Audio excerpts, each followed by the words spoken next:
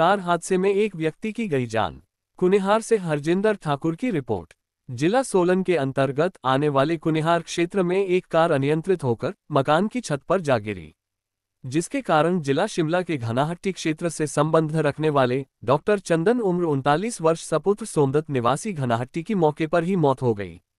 जानकारी के अनुसार सुबह करीब 9 बजे के आसपास कुनिहार कुफ्टू मार्ग ऊंचा गांव के समीप एक कार के अचानक अनियंत्रित होकर लुढ़ककर नीचे अर्की मार्ग में बने एक मकान की छत पर जा गिरी। कार के गिरने की आवाज से आसपास के ग्रामीणों ने तुरंत इसकी सूचना स्थानीय पुलिस थाना कुनिहार को दे दी। घटना की सूचना मिलते ही पुलिसकर्मी भी मौके पर पहुंचे व मृतक डॉक्टर चंदन के शव को नागरिक चिकित्सालय कुनिहार लाया गया।